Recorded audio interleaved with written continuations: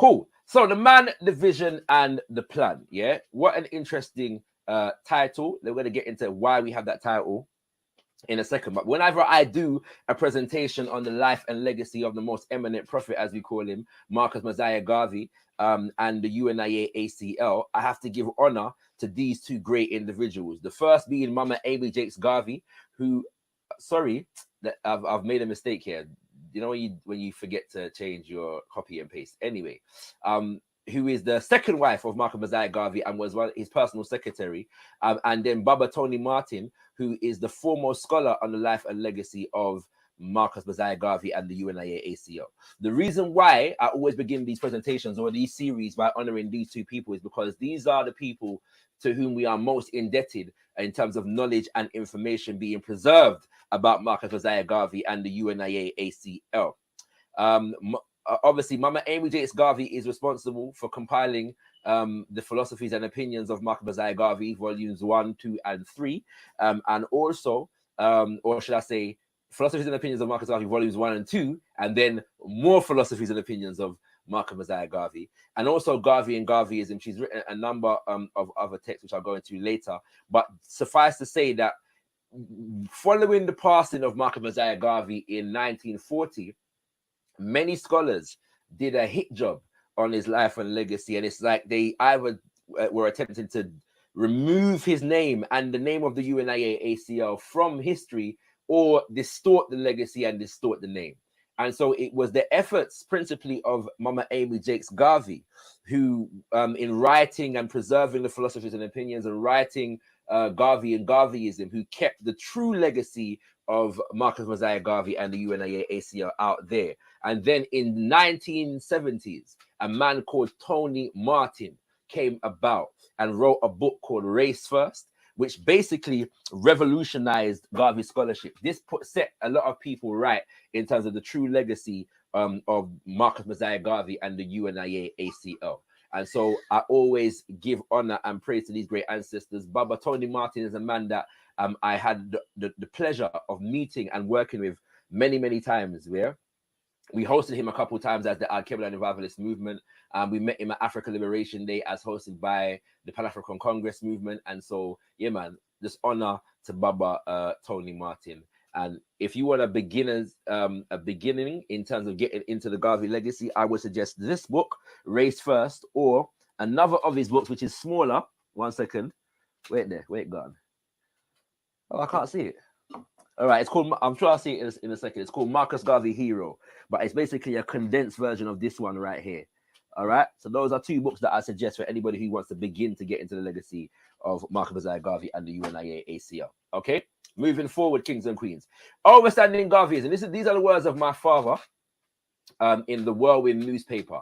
And he says, Garveyism is a sum total of the life and legacy of the most eminent prophet and king, His Excellency Marcus Mosiah Garvey. It is the whole manifestation of the man, the vision, and the plan. And this is Brother Leader Bandaka, my dad, speaking in the Whirlwind, the issue of the Whirlwind number 6. Yeah. Now, the reason why this is here at the beginning, obviously, it explains the title, the man, the vision, and the plan. So we're going to be explaining some key points in terms of the life of Marcus Mosiah Garvey himself. We're going to be exploring the vision that was enacted or manifested through the vehicle of the Universal Negro Improvement Association and the African Communities League, and also how they went about actualizing the vision. What was the plan? Okay. And the reason why we look at the man is because the man was central to the vision and the plan, and not just the man, but the people. Yeah. The man was an embodiment of the people in that he was in leadership. And so we focus not only on Marcus Mosiah Garvey, the individual, but the manifestation of the people, the organization who put the plan into action.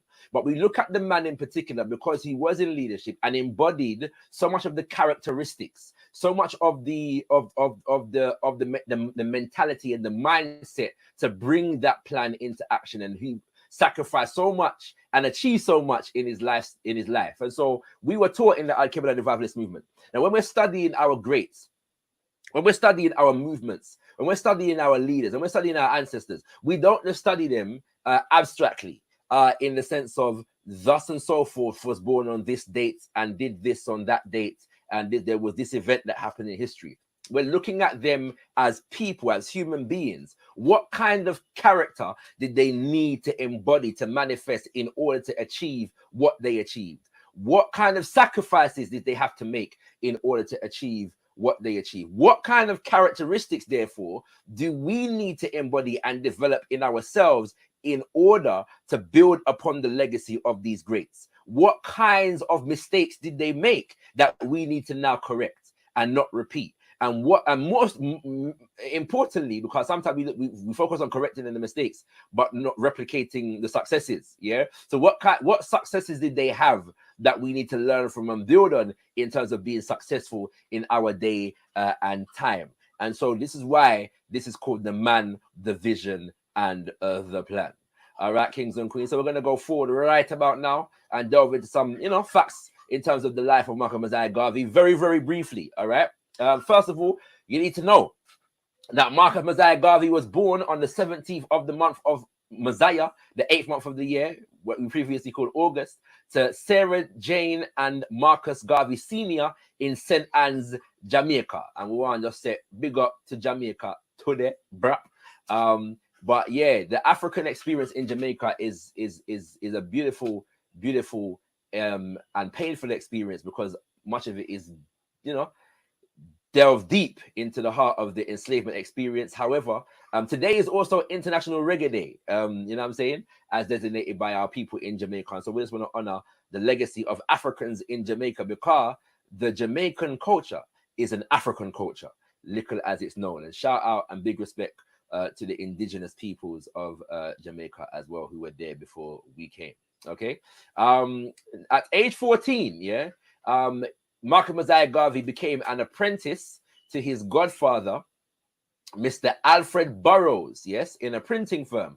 This is important because this printing trade would follow him throughout the rest of his life. But it begins with his godfather, Mr. Alfred Burroughs, okay?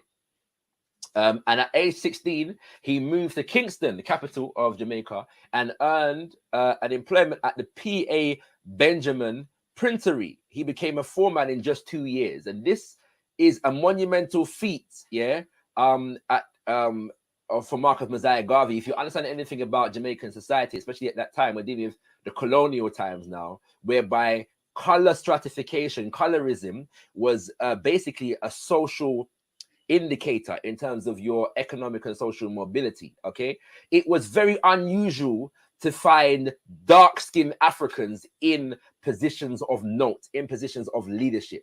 And so the fact that Marcus Garvey, as a very, very dark-skinned man, was able to achieve this at age 16 is a testament to his brilliance, okay? And he actually begins his activism during this period. In response to low pay and poor working conditions, Marcus Garvey led a strike, yes, on behalf of the workers at the P.A. Benjamin Printery. Okay, that young, yeah. Then during this time, he begins his activism. He becomes connected with Pan-Africanist Dr. Robert Love and joined the National Club. The National Club was an organization founded by Dr. Robert Love that was challenging the British colonialism in Jamaica. Just a quick note on Dr. Robert Love. He, as you can see, his dates there, 1839 to 1912. He's a Pan-Africanist and a journalist. He's the co-founder of the National Club. He was a Jegna, yeah, one of the people that was teaching. Jegna is a Amharic terminology relating to those who stand in the position of teaching, yeah. We often use it in the African-centered circles to replace the term mentor, because mentor has a very, very what's the word? The word is slipping me. But if you look at the origin of the term mentor as it relates to Greek mythology, then you realize that we need to do away with that terminology. I won't go into that right about now, but we use the term Jegna to replace it, okay? To Papa Garvey at a young age, and Papa Garvey said that it was Dr. Robert Love who gave him much of his early education in race consciousness. Dr. Robert Love was a founder and editor of the Jamaican Advocate, a newspaper, and basically that was used, yeah, to organize people against British colonialism. And he supported Henry Sylvester Williams in the Pan-African Conference in 1900. Pan-African Conference in 1900 is the conference that people mark the birth of the term Pan-Africanism from. Yeah. So Dr. Robert Love he wasn't at the conference, but he was involved in it through his correspondence with Henry Sylvester Williams, and also organized with Henry Sylvester Williams and set up a branch of the Pan-African Association in Jamaica in concert with Henry Sylvester Williams when Henry Sylvester Williams visited Jamaica. So get to know that Marcus Mosiah Garvey did not just come in a vacuum. Yes, he was feasting off the wellspring of those who came before him also, and we'll get into a few more of those as we go forward in the presentation. Yeah, or we like to emphasize this fact that Marcus Mosiah Garvey is this pop out of nowhere. Okay, there were people that invested in him, right? And I should say before I go any further that just to explain the importance of his mother and his father. His mother. Let me start with his father. His father was responsible for really developing his character in terms of his strength of character, in terms of his steely and die-hard personality. His father was also responsible for developing his intellect because he had a relatively significant library in his home. And his father used to encourage him to read from that library, which is unusual for an African in Jamaica during that time. His father was a stonemason and used to bring Marcus Mosiah Garvey, a young Marcus Mosiah Garvey, along in that craft and taught him many lessons and many harsh lessons as well in that regard. One famous story that we heard from Mama Amy Jakes Garvey is that one day, whilst they were digging a grave, as a stonemason, Papa Garvey's father, Marcus Garvey Sr., used to dig grave and build tombstones. And so they were digging this grave. And they were in the grave, and Papa Marcus Garvey Sr. walked up the ladder and took the ladder up and left his son in the grave, Marcus Garvey, in the grave for hours. Yeah, and when he came back, he asked Marcus Garvey. He said, "Boy, did you cry out?" And Marcus Garvey said, "No, sir." And he said, "Did you make a fuss and a big fuss in the night?" Marcus Garvey said, "No, sir." And so he said, Amy Jakes Garvey said that Marcus Garvey Sr. told Marcus Garvey Jr.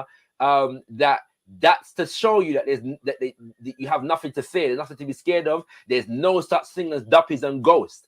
Another lesson that Marcus Garvey Sr. also taught Marcus Mosiah Garvey, his son, was that he's supposed to call no man master. Call no man master.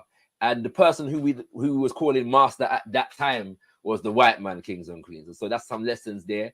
And then also, Mama Sarah Jane Garvey, Papa Garvey describes her as being too good for the time that she lived in. She was a very, very kind person, a person who would give to the community that was around her.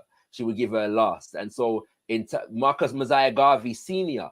Developed the kind of strength of character in terms of determination, the steely character of Marcus Mosiah Garvey. And Sarah Jane Garvey developed the more softer side, the caring side. I say softer, like that's probably the wrong word, but the caring side, the side that looked at the condition of the people, of his people that were around him. The side of him that wanted to do for his community was developed in Marcus Mosiah Garvey by his mother and the work that she used to do in the community. And so that's very, very important that we know these things. Going forward, Marcus Mosiah Garvey traveled throughout the Caribbean, South and Central America from 1910 to 1912. His activism continues because he sought employment and again led strikes and petitions on behalf of African workers. So he did this. He was one of those who was working on the Panama Canal during this time. Yeah, won't go into the history of that, but it's very, very deep. And he also led strikes in Costa Rica. You know what I'm saying, during this time as well, against poor working conditions. And in fact, in Costa Rica, this is important because he was in middle management, and so the bosses that he was working for offered him, some goods and some trinkets and an elevated position if he did not lead the strike on behalf of the workers in relation to low pay and poor working conditions. And the workers themselves actually nominated and came to Marcus Garvey and asked him to lead the strike against the workers. And he sided with the workers who were his subordinates in that regard against his superiors in that regard. Yeah, very, very important to note. All right. 1912 to 1914, he traveled throughout Britain and Europe. He studied law at Birkbeck University, during this time in London, where we're there right now. And because of the fact that there were students here from West Africa in particular, and organized students as well, through them, he learned about Africa and what was taking place in Africa and the nature of colonialism in Africa. During this time, he meets noted Pan-Africanists of this era, Deuce Muhammad Ali, a brother from Sudan and Egypt, respectively. And he wrote for the magazine, the African Times and Orient Review, as in Marcus Garvey wrote for the African Times and Orient Review. A little note on Deuce Muhammad Ali, as I said, he was born in Egypt, but his mother is from Sudan. Okay, let me go forward. But just to make the point that the African Times and Orient Review was actually a hub for a lot of the great Pan-Africanists of that era. And so Marcus Garvey, in writing for that publication, was being exposed to the work of Baba Martin Delaney and Edward Wilmot Blyden, Henry Sylvester Williams, Kaisley Hayford, and others, kings and queens. All right. So very important to note that in terms of his now Pan-African education was being developed around these times. All right.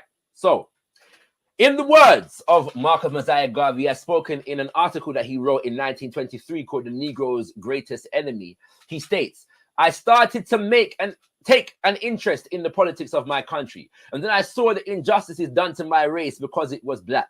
I went traveling to South and Central America to find out if it was so elsewhere, and I found the same situation. I sailed to Europe and again found the same stumbling block. You are black. So this is now Marcus Garvey explaining that he actually was traveling in order to study the condition of African people, black people around the world.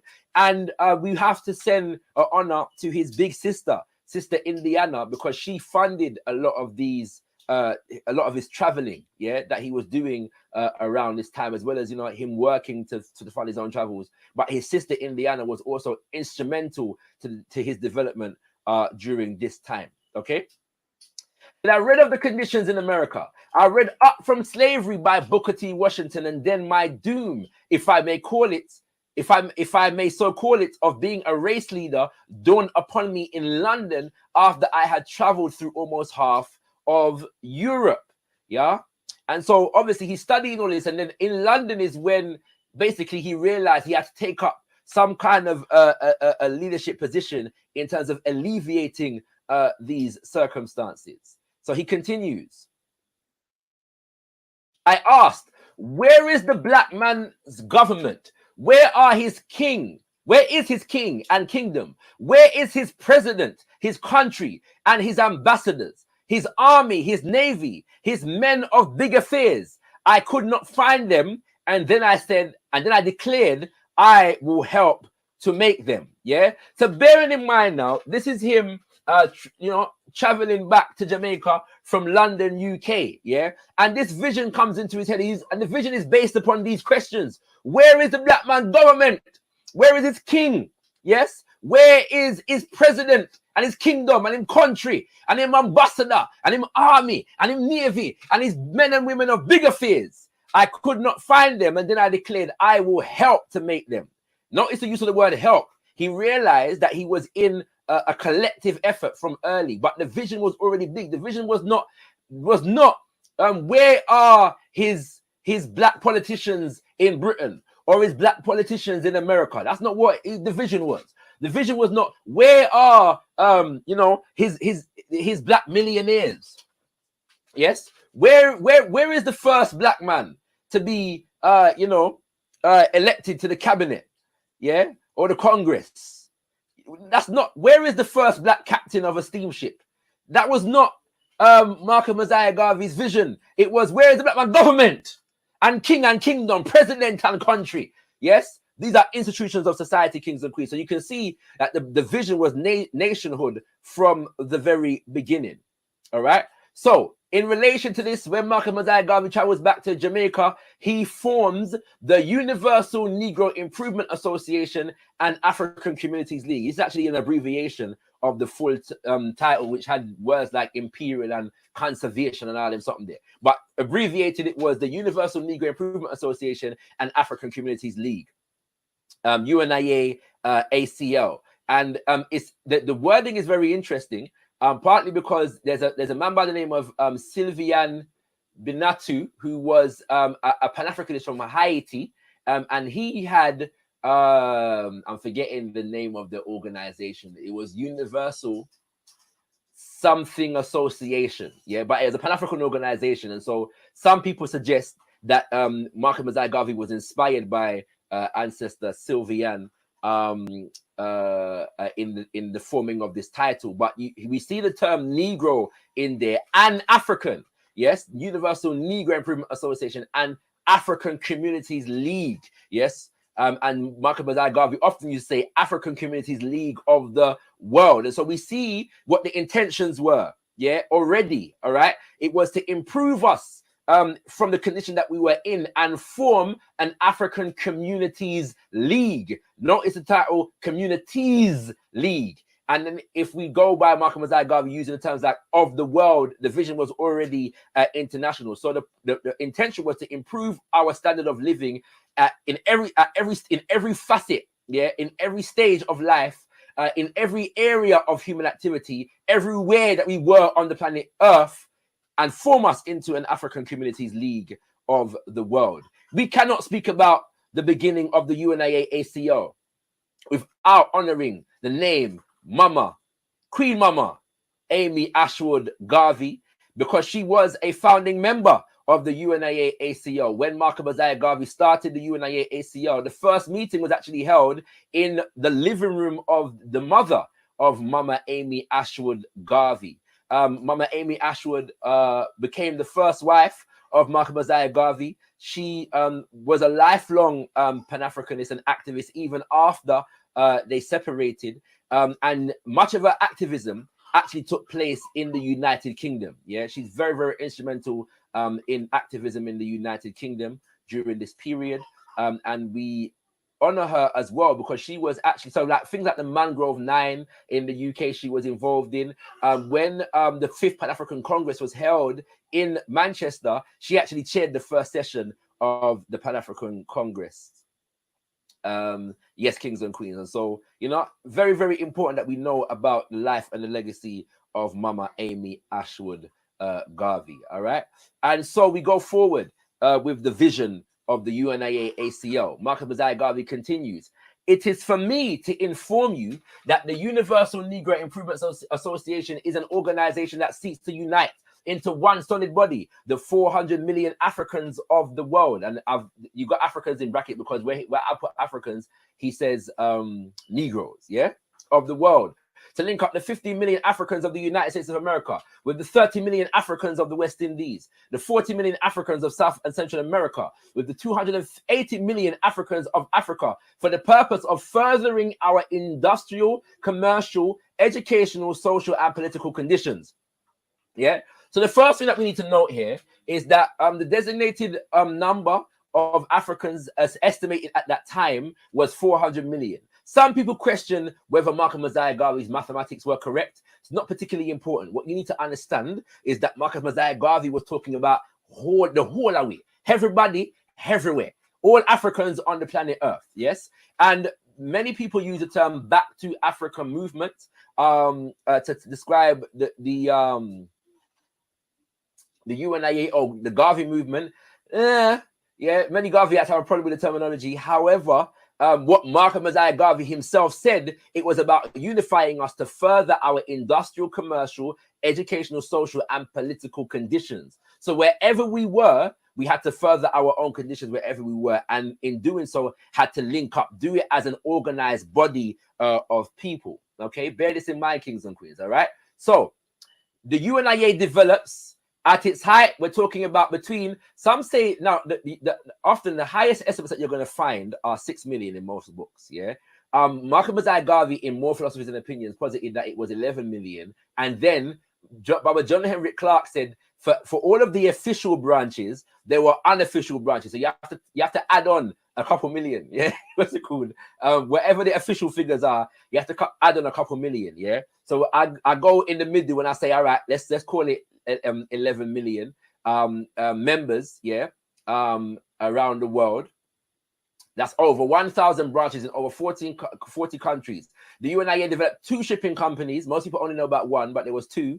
A nursing agency, paramilitary defense and security units, that should say, because there was more than one. Wholesale, retail, manufacturing businesses, schools and universities, newspapers and magazines, and also an international industrial development program. Yeah. And so we're going to explain, this is just an overview, and we're going to explain it further right about now. Bigging up the chat, bigging up everybody in the chat. Do stay tuned. I'm going to be coming to you in a second. Yeah. When we open up for Q&A and discussion. All right. So first and foremost, yes.